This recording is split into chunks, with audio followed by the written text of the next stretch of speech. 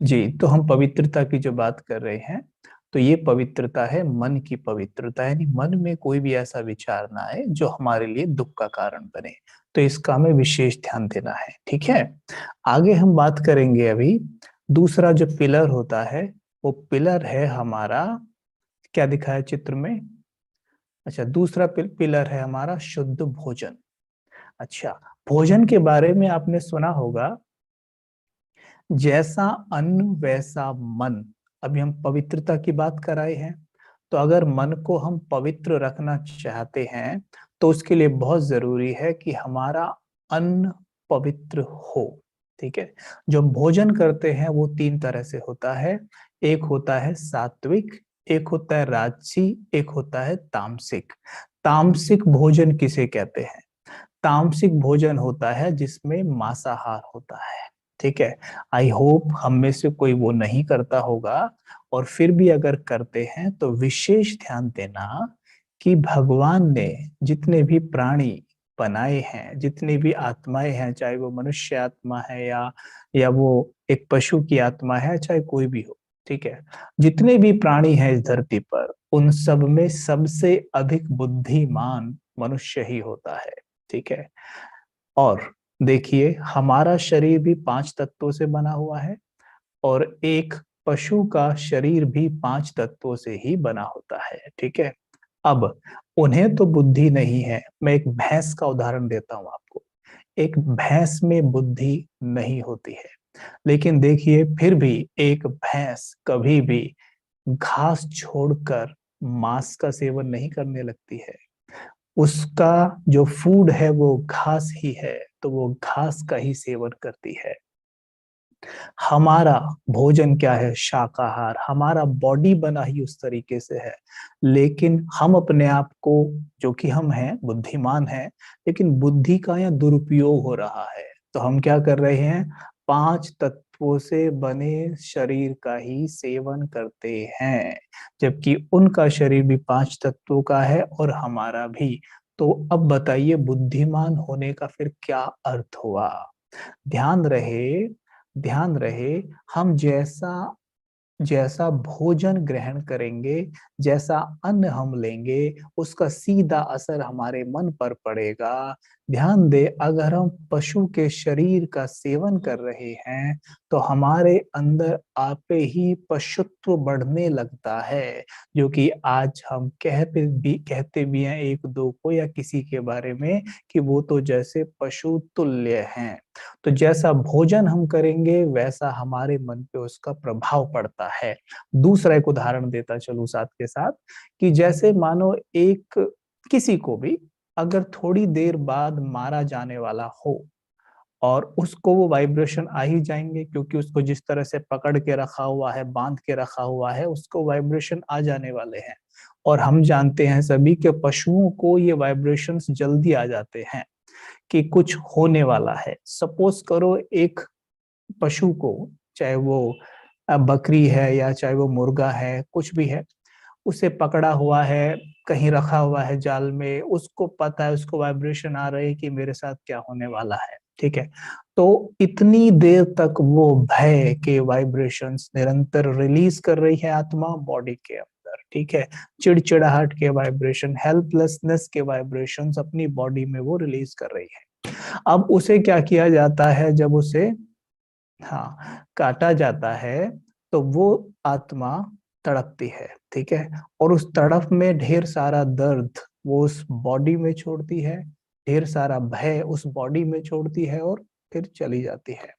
अब उस बॉडी में वो सारी नेगेटिव एनर्जी है, जिसे हम प्रोटीन समझकर लेते हैं, फिर वो हमारे मन पे जाके सीधा असर डालता है। इसलिए अन्न का सीधा असर हमारे मन पर पड़ता है, और मन का सीधा सा असर हमारे तन पर पड़ता है। तो इस बात का ध्यान देना है कि अगर हमें अपना जीवन सात्विक बनाना है, सतो प्रधानता से भरना है, हमें अपने सातों गुणों का आनंद लेना है, तो हमें सात्विक भोजन ही करना होगा। इस बात का विशेष हमें ध्यान देना है। ठीक है। आगे हम बात करेंगे राजसी।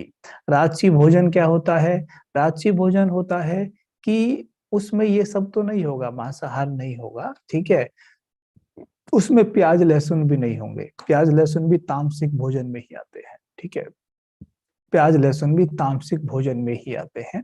राजसिक भोजन में प्याज लहसुन तो नहीं होते हैं, लेकिन बहुत ज्यादा मिर्च मसाले, उसे स्वाद के लिए उसमें क्या क्या डाला जाएगा, फिर ऐसे करते करते खाएंगे, नाक मुंह सबसे पानी निकलता रहेगा। ये है राजसी भोजन, जो हमारी उत्तेजनाओं को बढ़ाता है, और जिसकी उत्तेजनाएं बढ़ी हुई होती है उसका मन कभी शांत रह ही नहीं सकता है। इसलिए आप सब जानते हैं कि जब हम फास्ट रखते हैं तो कैसा भोजन का सेवन करते हैं? फल फ्रूट्स, दूध, या और जो भोजन हम लेते हैं बिल्कुल नाम मात्र के लिए उसमें नमक मिर्च मसाले होते हैं, है ना, उसे लेते हैं। और उस दिन याद करिए जिस दिन आप फास्ट रखते हैं, जो भोजन आप ग्रहण करते हैं, मन कितना हल्का रहता है। ये तो प्रैक्टिकल प्रमाण है। तो मतलब जैसा अन्न वैसा मन, और जैसा मन फिर वैसा ही तन होने लगता है। इसीलिए फास्ट रखे जाते हैं। लेकिन फास्ट क्या है? वीक में एक बार रख लिया, या महीने में दो रख लिया, एक रख लिया, अब उससे तो काम चलने वाला है नहीं ना। हमें जीवन ही वैसा बना लेना चाहिए अपना।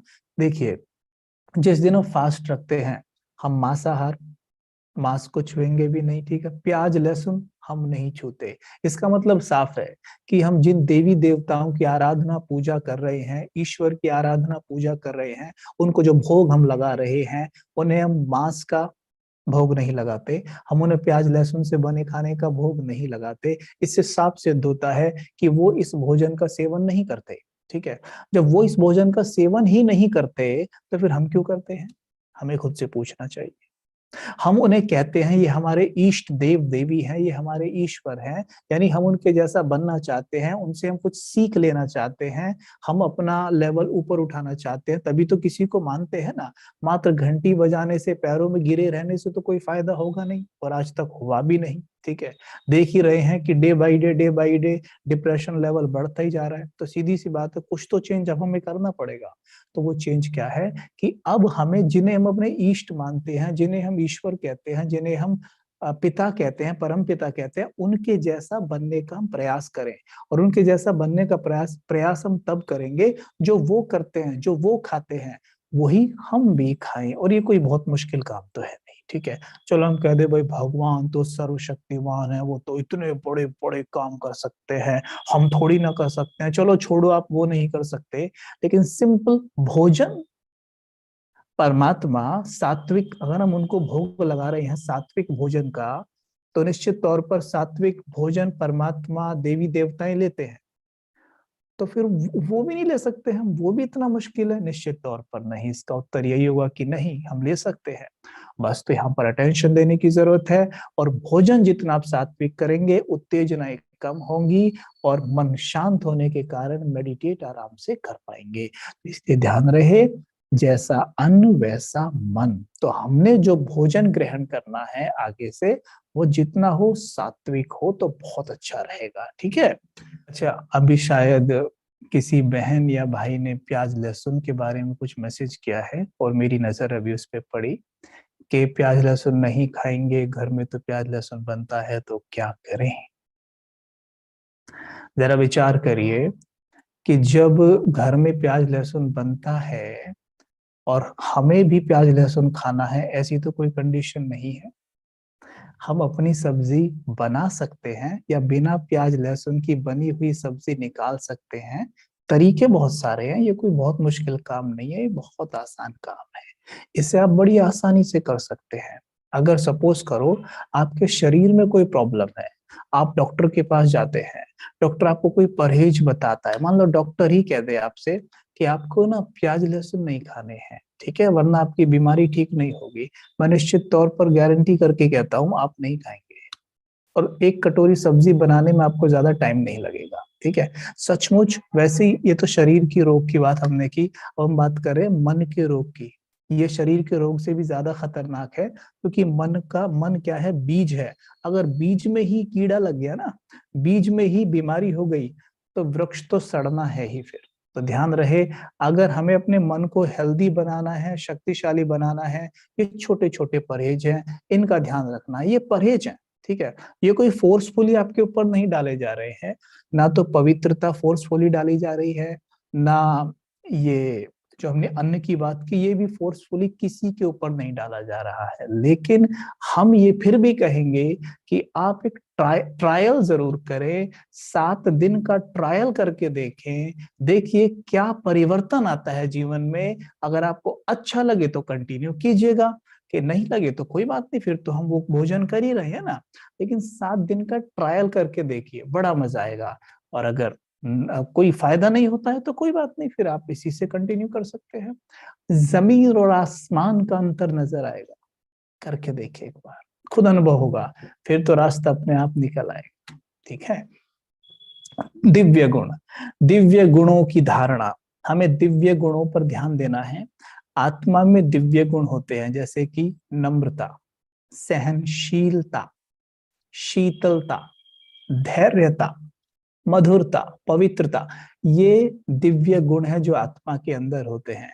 और दिव्य गुण कैसे हमारे जागृत होते हैं, दिव्य गुण कैसे हमारे काम में काम करने लगते हैं, जब हम अपने अंदर की शक्तियों का आह्वान करते हैं। जैसे आत्मा के अंदर शांति की शक्ति है, सहनशीलता की शक्ति है, धैर्यता की शक्ति है। हमें इन शक्तियों का आह्वान करना है। जैसे सपोज करो कि किसी व्यक्ति को बहुत गुस्सा आता है और उसे अपने गुस्से को खत्म करना है, ठीक है। तो गुस्सा आने का कारण क्या होता है, गुस्सा आने का कारण होता है कि वहां 3 शक्तियों का अभाव है। कौन कौन सी? सहनशीलता, धैर्यता और शीतलता, यानी शांति। इन तीनों का हमने सवेरे उठ के आह्वान करना है और संकल्प करना है कि मैं आत्मा शांत स्वरूप हूं। हे शांति की शक्ति, अब तुम जाग जाओ और अपने काम पे लग जाओ। ठीक है। ऐसे ही मेरी सहन शक्ति, मेरी धैर्यता की शक्ति काम कर रही है। ठीक है। और मेरा जो क्रोध मेरे अंदर था अब वो नष्ट हो रहा है। अपने आप से ऐसे बात करें, स्वयं को स्वयं मान दे, रिजल्ट आपके सामने होगा। ठीक है। तो दिव्य गुणों की धारणा होती है हमारे अंदर जो दिव्य शक्तियां हैं उनका आह्वान करने से। इसलिए जब देवताओं का गायन होता है तो देवताओं के गायन में शक्तियों का गायन नहीं होता, गुणों का गायन होता है। इसलिए कहते हैं 16 कला संपूर्ण, संपूर्ण निर्विकारी, हाँ, सर्वगुण संपन्न। सर्वशक्ति संपन्न नहीं कहते, सर्वगुण संपन्न कहते हैं।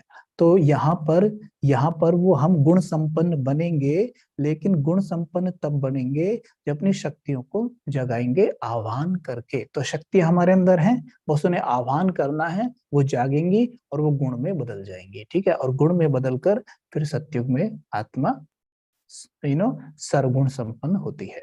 ठीक है। तो यह है दिव्य गुणों की धारणा। आगे है जो चौथा पिलर है, वो है रोजाना।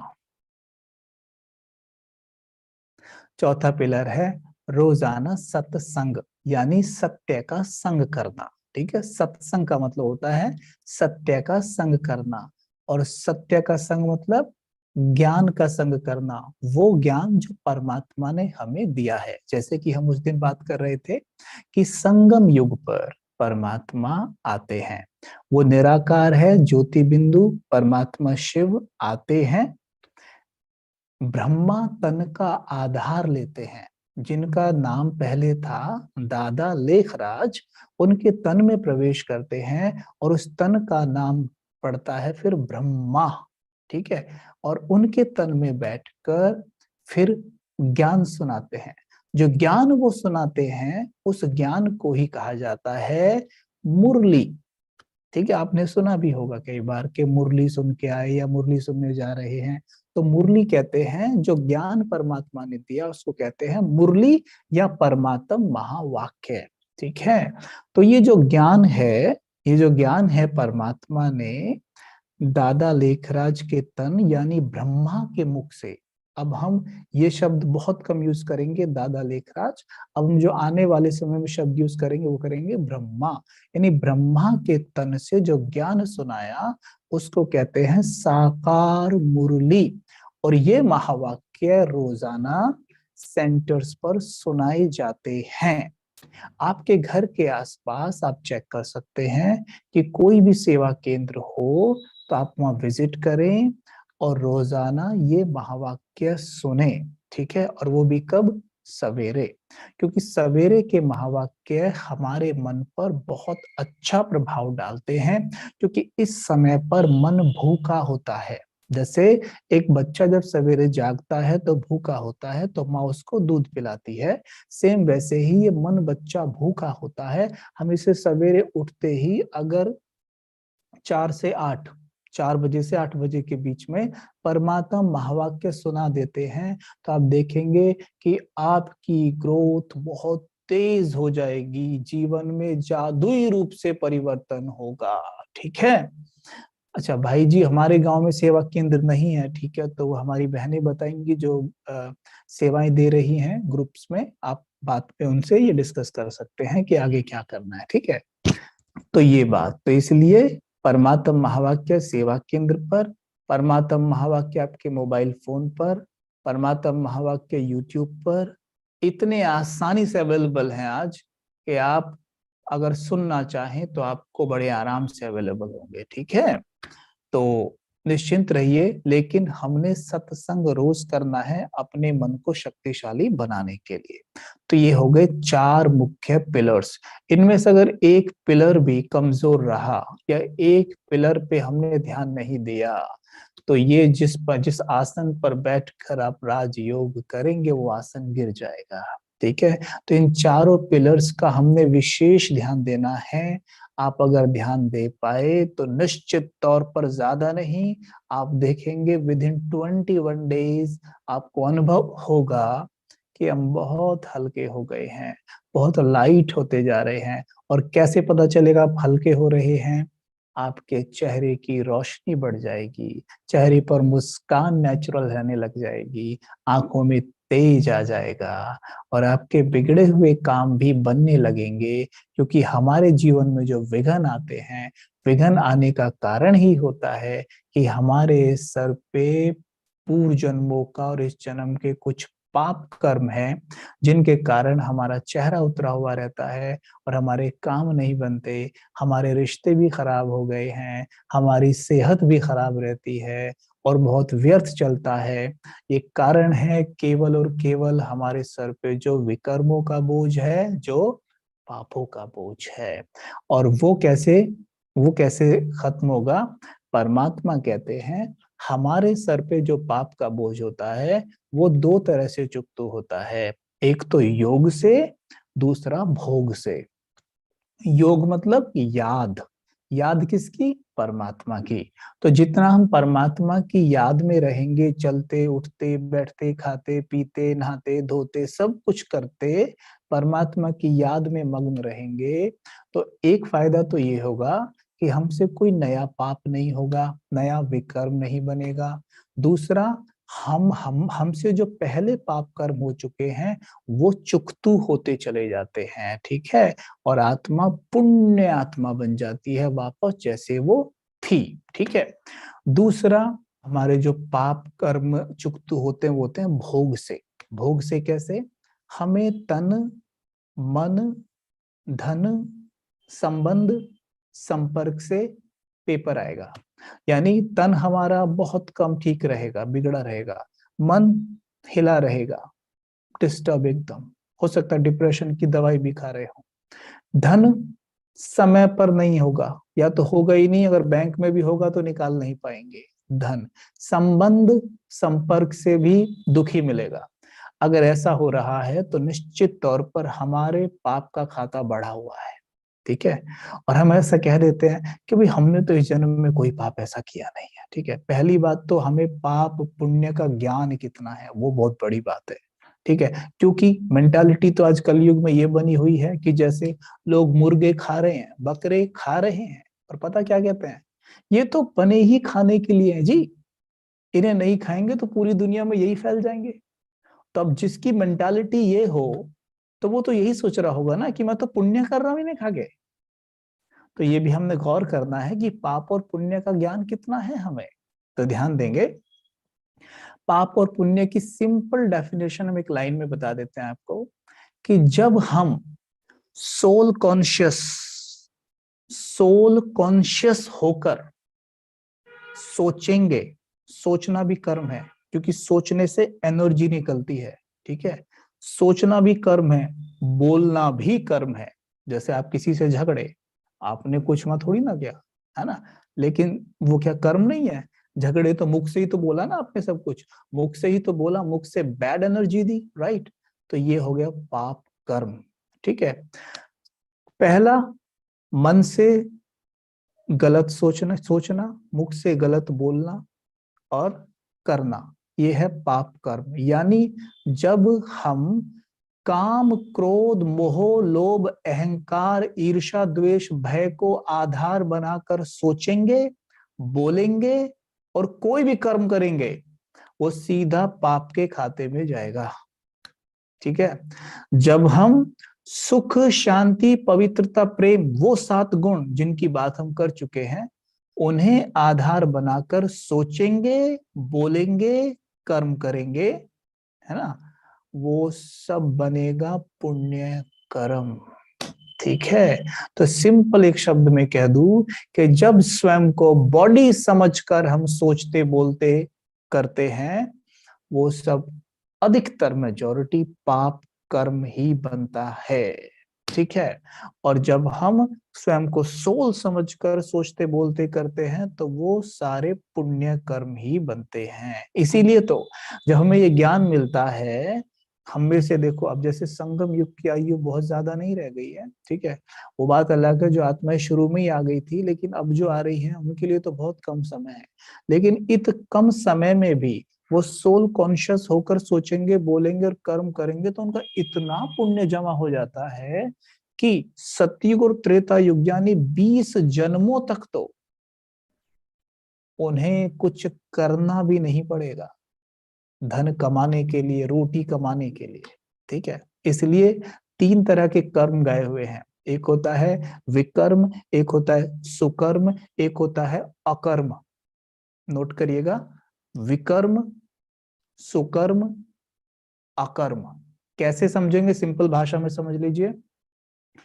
एक वृक्ष को धरती में लगाना सुकर्म है, उसे उखाड़ना विकर्म है, लगाना सुकर्म है, खाद पानी देना सुकर्म है, जब उसके फल आए, फल खाना अकर्म है। क्योंकि फल खाना ना विकर्म है ना सुकर्म है, लेकिन अकर्म है। आई होप समझे होंगे। देखिए क्या है कि जैसे हम द्वापर युग से और कलयुग तक अपने आप को शरीर समझ के जो भी कुछ कर रहे हैं, मेजोरिटी विकर्म हो रहे हैं हमसे। ठीक है, क्योंकि उनमें कुछ ना कुछ अंश मात्र रह ही जाता है। जैसे उदाहरण के तौर पे सपोज आजकल आप देखिए कहीं भी, के अधिकतर जगह पे जहां दान पुण्य की कोई बात आती है, तो वहां पे जिन्होंने दान किया था, एक कुर्सी भी दान की होती है ना, उसके ऊपर उनका नाम लिखा होता है। और उनका नाम अगर ना लिखा जाए, मानो 3 लोगों ने एक कुर्सी 1000 रुपए की आई, और 3 लोगों ने उस कुर्सी के लिए 300 रुपए दान किए, मानो 2 का लिख दो नाम, 1 का मत लिखो, तो उसके पसीने छूट जाते हैं, मेरा नाम क्यों नहीं लिखा? ठीक है, तो दान करना तो वाकई पुण्य कर्म है, सुकर्म है, लेकिन उसके पीछे मेरी इंटेंशन क्या है? कि मेरा नाम हो। ठीक है, तो जो ये इंटेंशन है ना कि मेरा नाम हो, तो ये है कामना।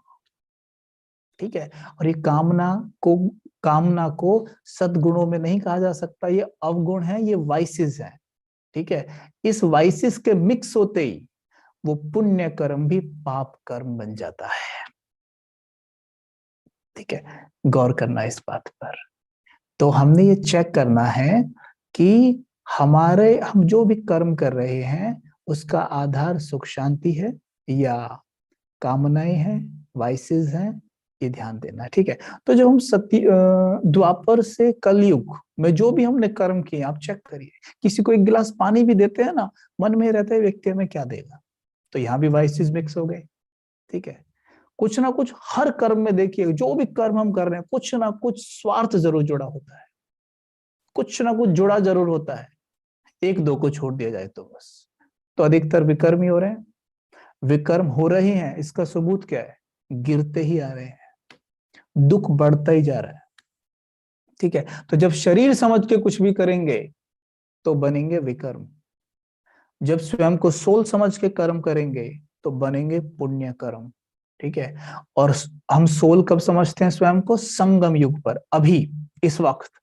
तो इतने पुण्य कर्म कर डालते हैं स्वयं को सोल समझकर थोड़े से समय में ही, कि इतना पुण्य जमा हो जाता है, यानी ये वृक्ष इतना विशाल हो जाता है हमारा पुण्यकार, इतने मीठे मीठे फल इस पे लगते हैं कि सतयुग और त्रेता युग में हमें रोटी कमाने के लिए मेहनत नहीं करनी पड़ेगी, वहां सब कुछ भरपूर होगा।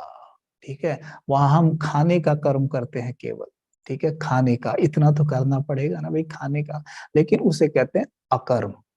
ठीक है, तो सतयुग और त्रेता में जो कर्म है उन्हें कहते हैं अकर्म, और द्वापर से कलयुग में वो है विकर्म, और संगम युग पे जो हो रहे हैं वो है सुकर्म। ठीक है, आई होप ये बात आपको समझ में आ गई होगी। फिर भी एक बात और ऐड करते चले, कि जैसे हम यहाँ देखते हैं कुछ लोगों को, है ना, हम देखते हैं कि भाई ये तो बहुत अच्छा व्यक्ति है, ये तो सत्संग में भी जाता है, दान पुण्य भी करता है, ये दुखी क्यों है, ये बीमार क्यों है?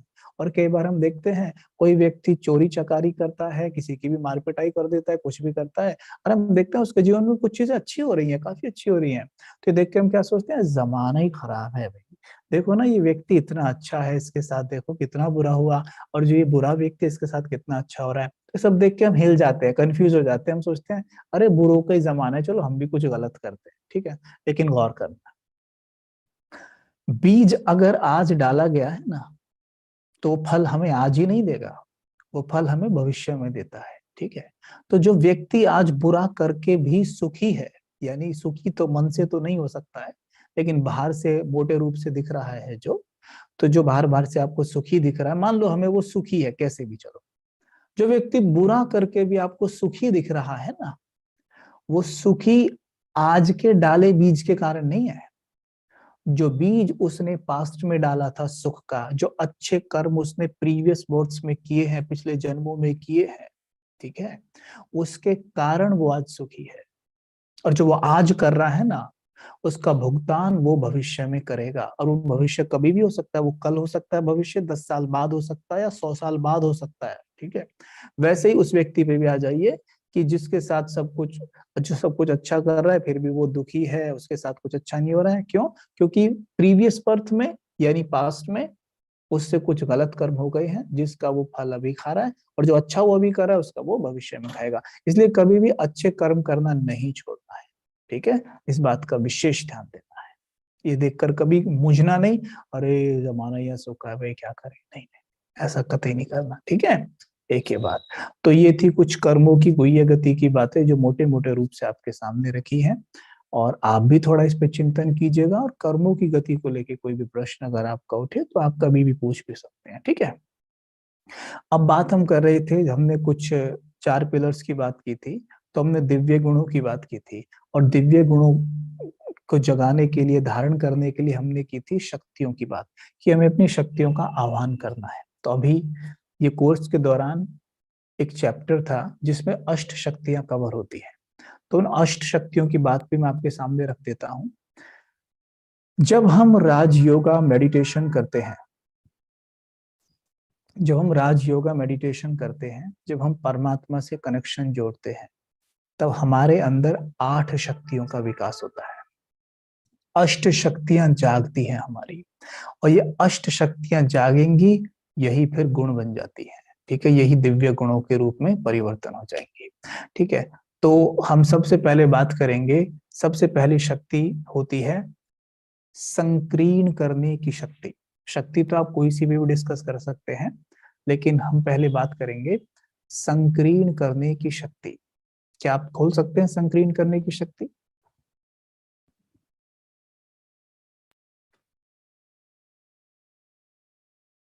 जी, जिस पे कछुआ है उस पे थोड़ा क्लिक करिए, तो विस्तार को संकीर्ण करने की शक्ति। ठीक है, अब यहाँ पर हमने गौर करना है, इस चित्र को आप गौर से देखना। कछुआ दिखाया गया है, यहाँ लिखा है संकीर्ण करने की शक्ति, यानी विस्तार को सार में लाना। ठीक है, सार है आत्मा, विस्तार है शरीर। ठीक है। सार है बीज, विस्तार है वृक्ष, ठीक है। अब यहाँ पे देखिए, आप कछुआ दिखाया गया है। कछुए के लिए कहते हैं, जब कोई भी प्रॉब्लम उसके सामने आती है ना, तो अपनी कर्मेंद्रियों को समेटता है और कवच में घुस जाता है। कहते हैं अगर हाथी भी उसके ऊपर पांव रख देना, तो भी कछुए का कुछ नहीं बिगाड़ सकता, ठीक है। वैसे ही हमें भी एक कवच, प्रॉब्लम आने पर नहीं, मैं ये चाहूंगा कि हम वो कवच हमेशा ही अपना खोल के रखें, तो प्रॉब्लम आएगी ही नहीं, समस्या दूर से दूर ही भाग जाएगी। और वो कौन सी है? सोल कॉन्शियसनेस का कवच। जब सोल कॉन्शियस रहेंगे, तो एक सुरक्षा कवच आपके ऊपर हमेशा रहेगा, और वो है परमात्म शक्तियों का कवच, ठीक है। यानी परमात्म शक्तियों की छत्र छाया मेरे सर के ऊपर हमेशा रहेगी। एक विजन बनाइए, जैसे मानो आप बारिश में चल रहे हो और आपने अम्ब्रेला खोला हुआ है, कितनी भी तेज बारिश हो, आप गीले नहीं होंगे, अम्ब्रेला आपको सेफ रखता है। वैसे ही जब मैं स्वयं को आत्मा समझता हूँ, तो आत्मा समझते ही परमात्म शक्तियों का कवच मेरे ऊपर खुला हुआ है, अम्ब्रेले की तरह, ठीक है। जैसे सूर्य प्रकाश देता है, सूर्य रोशनी देता है, ठीक है। आप सूर्य से प्रकाश मांगते नहीं है, ये नहीं कहेंगे हे सूरज मुझे अपनी रोशनी दे, मुझे अपनी धूप दे, मुझे अपनी धूप दे, ठीक है। वो धूप दे रहा है। हमें लेने के लिए क्या करना पड़ेगा? घर में जो एसी चलाया हुआ है ना, उसे बंद करके बाहर निकलना पड़ेगा, और बाहर निकल के छत पे खड़े हो जाइए, ढेर सारी धूप मिलेगी। हमें सूरज से नहीं कहना कि सूरज हमें अपनी धूप दे, नाम कहते हैं।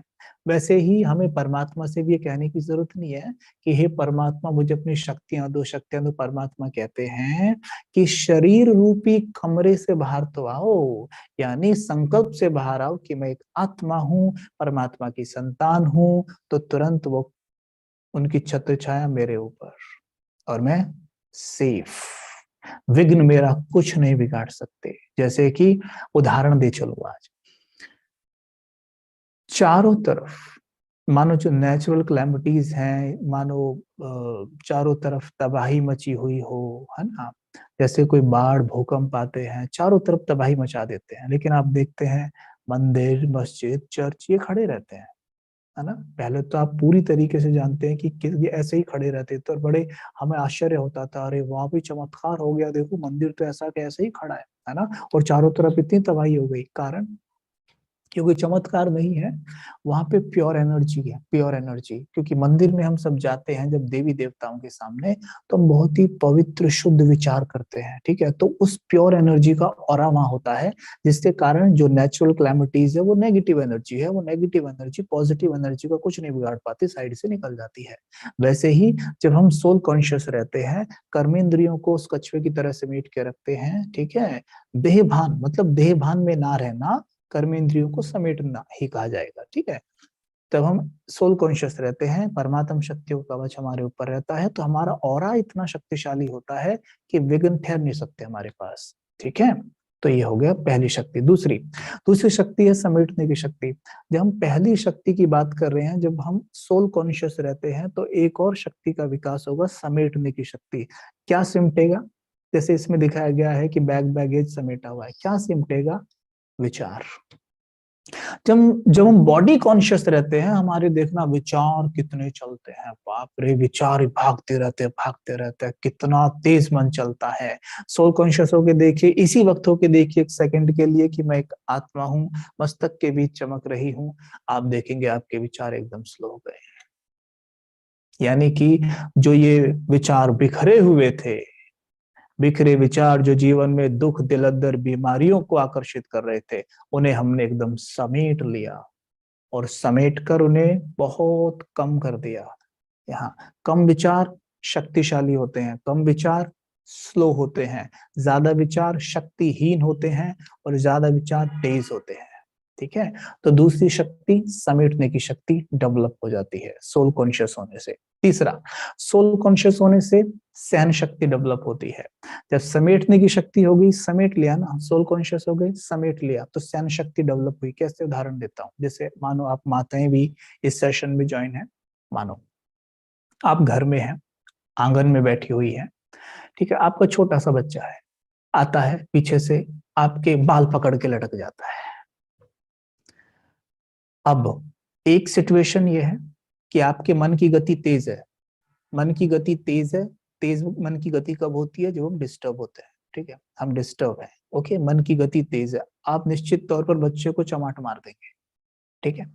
लेकिन जब हमने समेटा हुआ है इन विचारों को और विचार स्लो चल रहे हैं, ठीक है, यानी हम सोल कॉन्शियस है, अब विचार स्लो चल रहे हैं, समेटने की शक्ति का प्रयोग हम कर रहे हैं, ठीक है, विचार सिमटे हुए हैं, स्लो चल रहे हैं, वो बच्चा आएगा, आपके बाल पकड़ के लटकेगा, लेकिन आप उसे गोद में उठा के प्यार करेंगे। यह है सहन शक्ति, ठीक है। तो देखो, समेटने की शक्ति के साथ सहन शक्ति भी अपने आप काम कर रही है, ठीक है, इसलिए दिखाया गया, देखो पत्थर पड़ रहे, वृक्ष को वृक्ष फल दे रहा है, ठीक है।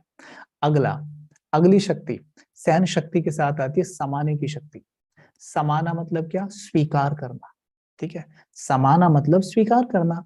सहन किया ना, सहन शक्ति बढ़ी हुई है, बच्चे ने बाल पकड़े, आके खींच दिए जोर से, फिर भी प्यार से गोद में उठाया, स्वीकार किया, उसकी गलती को इग्नोर कर दिया, गले लगाया, प्यार किया। जैसे सागर नदियों को स्वयं में समाता है, उनके कचरे पट्टी को भी स्वयं में समा लेता है। कोई नदी साफ है, कोई गंदी है, सबको समाएगा, ठीक है, और फिर लहरों के द्वारा कचरा बाहर फेंक देगा, स्वीकार करता है, समाने की शक्ति। समाने की शक्ति भी डेवलप हो गई, सहन शक्ति आती, समाने की शक्ति आ गई, ठीक है। लेकिन ये सब कब आएंगे? जब हम सोल कॉन्शियस होने की प्रैक्टिस करेंगे। ये सब सोल के अंदर है, ये देखना कैसे जागृत होती है। थोड़ा थोड़ा भी आप इन पे ध्यान देंगे ना, थोड़ा थोड़ा भी चिंतन करेंगे, माना चिंतन करना ही इनका आह्वान करना है, आह्वान किया, ये काम करने लग जाएंगी, ठीक है। समाने की शक्ति भी आ गई, यानी स्वीकार करने की शक्ति आ गई, मन एकदम शांत है। अगली शक्ति काम करने लग जाती है, परखने की शक्ति, ठीक है। परखने की शक्ति, गोद में लिया था बच्चे को, ठीक है, परख लिया, ठीक है, परख लिया। क्या परख लिया? एक सेकंड के अंदर, कि बच्चे की भावना गलत नहीं थी, वो तो मुझे प्यार से आकर ही पीछे से लटका था, मेरे बालों को पकड़ के लटकाया, गोद में आके चढ़ गया, पीठ पे आके चढ़ गया मेरा छोटा सा बच्चा, ठीक है। एक सेकंड में आत्मा परख गई कि उसकी भावना बड़ी अच्छी थी, वो मुझे क्षति पहुंचाने नहीं आया, है ना। लेकिन जब सोल कॉन्शियस नहीं, बॉडी कॉन्शियस होके बैठे हैं और समेटने की शक्ति काम नहीं कर रही है, विचार बिखरे हुए हैं, बच्चा तो बड़ी अच्छी भावना से, प्यार की भावना से ही आया था, और हम इतने चिड़े हुए, हमने बच्चे को चमाट दिया खींच के एक, ठीक है, तो परखने की शक्ति भी जीरो हो जाती है, ओके। तो यहाँ पर सोल कॉन्शियस जब रहते हैं, परखने की शक्ति बहुत अच्छे से काम करती है, और जिसकी परख शक्ति अच्छी होगी, उसकी निर्णय शक्ति भी बहुत अच्छी होगी, ठीक है। उसकी निर्णय शक्ति गलत नहीं हो सकती, वो बिल्कुल सटीक निर्णय लेगा। और हमने फिर क्या निर्णय लिया? हाय मेरा बच्चा, आओ मेरी गोद में आओ, ठीक है। तो देखो, निर्णय सटीक रहा, बच्चा जिस भावना से आया था आपके पास, आपने उसे गोद में ले लिया, निर्णय शक्ति हो गई। फिर अगली शक्ति आती है सामना करने की शक्ति। जिसका निर्णय सही होगा, ठीक है, उसके अंदर सामना करने की शक्ति डेवलप हो जाती है। और सामना किसका करना है? कामनाओं का। कामना मतलब क्या? थोड़ी देर पहले बात कर रहे थे, वाइसेस, ठीक है। वाइसेस को हराने के लिए सटीक निर्णय लेना बहुत जरूरी है, और सटीक निर्णय आएगा परखने से, परखा जाएगा समाने की शक्ति से, यानी एक दूसरे से देखो कैसे इंटरकनेक्ट है ये। तो निर्णय शक्ति हमारी जब सही है, तो हम सामना कर पाएंगे, और सामना वही आत्मा कर सकती है जिसके अंदर कोई कामना नहीं होगी, और कामना जन्म लेती है देह भान से। जब स्वयं को बॉडी समझते हैं तो कामना जन्म लेगी, जब स्वयं को सोल समझते हैं तो सामना करने की शक्ति होगी। किसका सामना करना है? मनुष्यों का सामना नहीं करना है, आत्माओं का सामना नहीं करना है, नहीं, विघ्नों का, समस्याओं का सामना करना है, ठीक है, उनका सामना करना है। तो सामना करने की शक्ति होगी, और इतनी इतनी अधिक शक्ति होगी सोल कॉन्शियस होने से, कि अपना ही कोई घर में शरीर भी छोड़ देगा ना, तो भी हिलेंगे नहीं। क्यों? क्योंकि हमें पता होगा कि जो मेरे घर में बच्चा था वो एक आत्मा थी, शरीर नहीं, और आत्मा कभी भी मरती नहीं है, वो अजर अमर अविनाशी है, वो दूसरा चोला धारण करने गई है, ठीक है, उसने कपड़ा बदला है। जितना सोल कॉन्शियस होकर रहेंगे, शक्ति आपकी डेवलप होगी और बड़ी से बड़ी समस्याओं का भी आप ऐसे सामना करेंगे, खेल खेल में पता भी नहीं चलेगा। अगली शक्ति होती है सहयोग की शक्ति, जो कि लास्ट 8वीं शक्ति है, सहयोग शक्ति। सहयोग शक्ति हमारी डेवलप हो जाती है जब हमारे अंदर सामना करने की शक्ति आ जाती है। तो सहयोग शक्ति क्या है? जैसे मानिए हमारे पास एक घड़ा है, घड़े में थोड़ा सा पानी है, कोई व्यक्ति हमारे पास आता है, कहता है कि बहन जी, भाई जी, थोड़ा सा पानी पिला दो, प्यास लगी हुई है। आप देखते हैं अरे घड़े में तो थोड़ा सा पानी, आप कहते हैं अरे भाई अब इसको भी पानी पिलाना पड़ेगा, जैसा कि आजकल हम करते हैं। लेकिन फिर भी हम सोचते हैं भाई पानी पिलाना तो धर्म है, चलो भाई थोड़ा सा इसे पिला देते हैं। आप क्या करते हैं, घड़े में पहले से थोड़ा सा पानी था, पानी निकालते हैं उसमें से, उस भाई को पानी पिला देते हैं। वो पानी पीता है और अपना मुंह पोंछता है, शुक्रिया भी नहीं करता, चला जाता है। हम कहते हैं ले बताओ कैसा जमाना है, बताओ इतना सा मेरे पास पहले से इतना कम पानी था, उसमें से भी निकाल के इसको पिलाया और शुक्रिया तक नहीं बोला, पी के चल दिया। बताओ, करते हैं ना ऐसे ही। मतलब किसी के लिए कुछ करते हैं ना तो पहले चाहिए, क्यों? क्योंकि अपने पास भी कुछ नहीं है, खाली है। तो ऐसे में परमात्मा कहते हैं कि स्वयं को, अगर स्वयं को देह समझोगे तो घड़े सूखे ही रहेंगे, ठीक है। अगर स्वयं को सोल समझोगे तो कनेक्शन सीधा जुड़ेगा परमात्मा से, और परमात्मा है सागर। सागर से कनेक्शन जुड़ा तो बन गई नदी, ठीक है। और नदी से कोई कितना भी पानी भर के पिए, नदी क्या सूखने वाली है? और नदी को आपका शुक्रिया भी नहीं चाहिए। तो जब परमात्मा से कनेक्शन जोड़ा तो बन गए गंगा, ज्ञान की गंगा, प्रेम की गंगा। ले जाओ जिसे जितना चाहिए, ले जाओ जिसे जितना चाहिए, ठीक है। और किसी से ये नहीं कहेंगे भाई हमने आपको प्यार दिया अब हमें प्यार दो, हमने आपको सम्मान दिया अब हमें सम्मान दो। नहीं, क्योंकि हम भरपूर हैं, ठीक है, और हमें किसी से कुछ नहीं चाहिए। तो ये 8 शक्तियां विकसित हो जाएंगी जब हमारा कनेक्शन परमात्मा से होगा, हम सोल कॉन्शियस होके रहेंगे। देखिएगा कमाल के रिजल्ट मिलेंगे, बहुत मजा आएगा। तो आज जो हमने बातें की, 4 मुख्य पिलर्स, पहला था पवित्रता, दूसरा था अन्न, यानी अन्न का विशेष हमने अटेंशन देना है, अन्न ही आपकी मदद करेगा मन की पवित्रता, तन की पवित्रता बढ़ाने में। दूसरा है, दूसरा क्या था? अन्न। तीसरा था दिव्य गुणों की धारणा। दिव्य गुणों की धारणा के लिए हमने बताया था कि शक्तियों का आह्वान करना है, उन्हें जगाना है, ठीक है। तो दिव्य गुण वो आप ही धारण होते चले जाएंगे, और उन शक्तियों के बारे में हमने डिटेल में अभी बात भी की, ठीक है। और चौथा था हमारा सत्संग। सत्संग माना परमात्मा महावाक्य रोज स्टडी करना, ठीक है। तो ये बातें विशेष रही हैं, और हमने थोड़ी कर्मों की गुह्य गति पर भी ध्यान दिया कि भाई कर्म कौन कौन से होते हैं। एक कर्म होते हैं विकर्म, जब शरीर समझ के कर्म करते हैं तो विकर्म बनते हैं। सोल समझ के कर्म करोगे तो सुकर्म। और जब बहुत पुण्य जमा हो जाता है, जब खाते हैं, यानी सत्युग त्रेता युग में जो फल हम खाते हैं, हमने जो पुण्य कर्म करके कमाया, उसे कहते हैं अकर्म, ठीक है। तो ये सुकर्म, अकर्म और विकर्म की परिभाषा थी। आई होप आपको काफी क्लियर हो गया होगा।